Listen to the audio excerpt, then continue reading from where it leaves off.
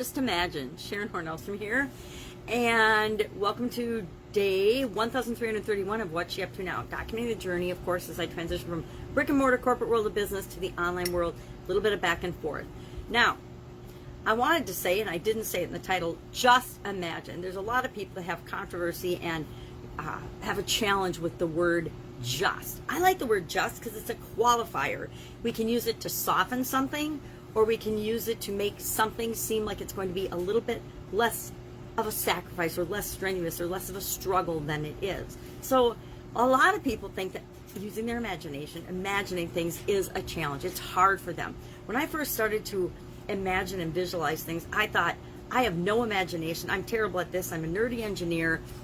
I think in terms of reality, my reality, of course, because we imagine our own reality, each and every one of us, but I had a hard time with it. And so I would say, well, just imagine this or just imagine that to myself to soften the belief that I couldn't imagine things, that I didn't have an imagination. Now, the truth is, as a kid, I had an incredible imagination, just like almost every child does before it's beat out of us in the school system and by peer pressure and other people telling us that's a stupid idea or a stupid thought or get your feet on the ground, you know, get your head out of the clouds, all the things that well-meaning people tell us when they want us to take our life seriously. Well, imagination is one of the most amazing skills that we can have when it comes to being creative problem solving. Actually creating the life that we want begins in our imagination. So I like to say, just imagine. I don't have as big a problem with the word just as I personally do with things like the word try or hope. I have a bigger problem with the word hope personally than with just, and same with try. I also have a problem with the word struggle and hustle and things like that because they raise negative connotations in me. Struggle, I think struggle is optional. If I'm making a choice, then I'm not struggling. I might struggle to make that choice, but I don't do that anymore either because I have decision-making tools that I use to make decisions really quickly and really easily. You know, one of the most important things you can do is become a good decision maker, a good problem solver, and a good decision maker. Totally different things, by the way. Problem solving is the process. Decision making is making the choice. And then after that comes, of course, taking the action that supports the decision that came from the problem solving process. Again, I digress. So imagination. On a scale of 1 to 10, how would you rate your imagination, your ability to imagine things, to visualize, to picture things in your mind? It's one of those skills that came in really, really handy and still continues to in the real estate industry. People that have a vision and can imagine what a property is going to look like down the road after it's fixed up and rehabilitated and changed do incredibly well in real estate investing because they can see what it's going to look like. The vast majority of people don't have that ability, don't have the vision that they can look at a piece of a dump, let's say a dump property, really, really bad. And I've seen some really bad properties in my day. But if you can imagine what it would look like transformed, then you have a better idea of determining if you want to do that project or not. That's true of anything. If we can imagine what our life is going to be like and what we want it to be like, then we can transform and create that life. We're always, wherever we are right now, is just where we are right now. It's never where we want to be, right? I don't know hardly anybody that says, my life is absolutely 100% perfect in every area and aspect of my life. I wouldn't change a thing. I don't want anything more in my life. I just want to I want this day to be like Groundhog's Day. I want every day to be just like today. Well, God bless you, whatever you believe, if that is your life and your situation right now. But I have yet to meet a person that would absolutely positively say that to me. I think even some of the people that we look up to and admire that are the most successful people in the world, in our opinion, because it's going to be different for each and every one of us, they would still, if you could have a conversation with them one-on-one, an honest heart-to-heart conversation, they would admit to you that although on the outside their life might look perfect to other people, there's a whole lot of stuff going on inside of it and inside of them that isn't perfect yet, or isn't perfect for them yet, isn't exactly like they want it to be yet. As awesome as my life is and as many things as I love about it, it definitely isn't perfect yet. It isn't where I want it to be. I'm not where I want to be in several areas and aspects of my life. Some areas I've made more progress than others, and flip-flops and changes all the time as we live and experience our life. Things are changing all the time in every area and aspect of our life. We like to think, oh, wouldn't it be nice if we could just figure this out once and for all and it would just stay the same. If you're expecting that in any area of your life, chances are you're going to be disappointed. I thought that I had my romantic life figured out and that I got married and I was going to be married for the rest of my life. Now divorced, I think it's been about 5-6 years now. So obviously everything doesn't go according to our plans. So imagination, we were talking about imagination. We started talking about imagination today in Supersize Your Business. Just shared some different idioms about imagination, not where they came from, kind of what they mean. But then we started talking about how can we use imagination to supersize and build our business, to create the life that we want.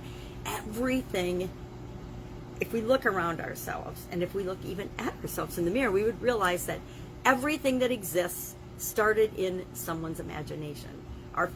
We even started in our parents' imagination, right? They might not have thought long and hard about it if maybe we were in an accident, but we still exist because they imagined it, right?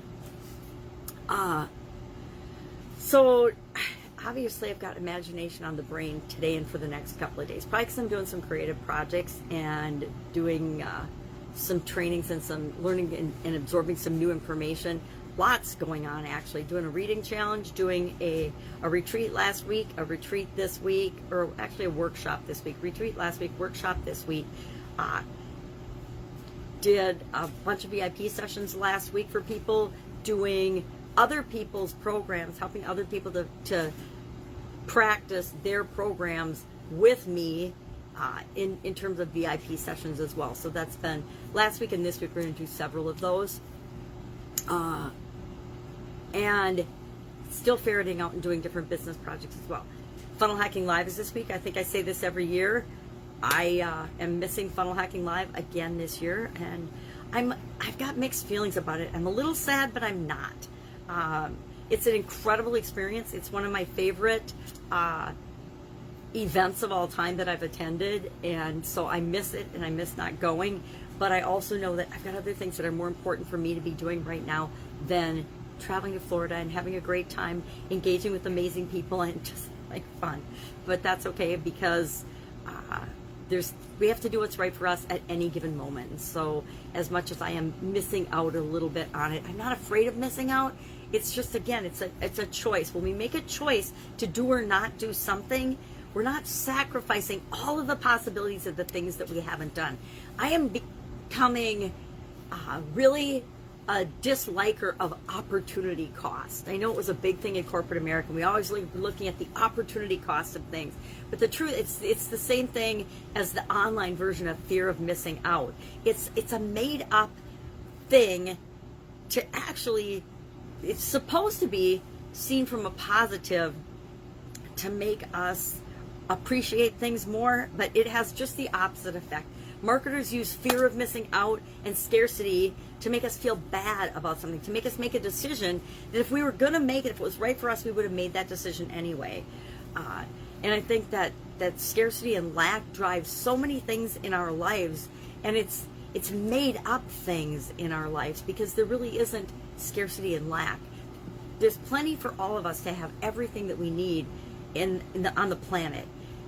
It's just that some people hoard things, and some people automatically and creatively create scarcity and lack so that everybody else wants their thing more. And I'm meat-axing this discussion, but it's just one of those things that I'm like, nah. Opportunity cost, I used to buy into it, and I used to calculate it and figure it out and pay attention to it. And fear of missing out, I think it was fear of missing out that triggered my thing with opportunity cost is BS. And it is, because it's like fear. It's like being afraid of something. And look at how fear is being manipulated in our world right now. And I guess it always has been. There's always been people that have used fear to hoard over and have power over other people. And it makes me sad, because fear, again, having to build up fear in other people is a sure sign of lack and scarcity. And feeling the desire that you have to have everything for yourself because there's not enough to go around. The only reason you have to hoard or be greedy or be dishonest or steal or lie or cheat is out of fear. And I think once you realize that, the stuff that other people do doesn't have the power over you anymore, because you realize how sad and pathetic they really are. And we've got a lot of examples of sad and pathetic and greedy behavior going on right now in media and politics and in every area and industry and walk of life. Actually, it happens in every industry. There's good and evil in everything. And it's up to us to be attracted to what is important for us. I am saying, hey, like, good always wins. Good's going to trump evil all the time. And so I am attracted to the light. So I'm going to continue to be attracted to the light. So that imagination, obviously I'm going off on a tangent with imagination today. Imagination, supersize your business. For our annual challenge today, to do one thing every day that centers us, from Little Journal, do one thing every day that centers you, was all about what I call a walking meditation. It says go outside, walk around, breathe, relax, let your worries and doubts and fears go, and then see how you feel and share that with us on Sharon Horne-Ellstrom page, to do one thing every day that centers us. And that's our annual challenge. And our annual challenge is all about you, all about me getting to know myself better, you getting to know yourself better, and how that can possibly impact our life. I gotta tell you, I feel a lot better than I did 263 days ago about who I am, what I want, what I'm going for, the direction of my life, what's important to me, what's just not important to me anymore. Believe it or not, people can't change us, but we absolutely positively do change ourselves if we choose to.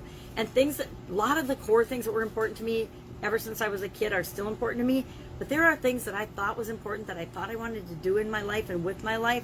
And now I'm like, nah, not so much. Don't care if I ever do that. Thought I wanted to do it back when I was younger. But now I'm like, I could have maybe done it when I was younger, but I didn't make it a priority because other things were a higher priority and more important to me. And now I don't even want that. I don't even want to do that thing. So that's it. That's all I've got today. Lots of commitments today, so I'm going to sign off. Go out, make it an awesome day. Any questions, anything that you're struggling with that you just don't have somebody to ask, please ask. Like I say, I don't necessarily know that I have the exact specific answer for you, but I guarantee that you do, and that together we can get at it in just a minute or two. Have an awesome day, and I'll, of course, be with you tomorrow.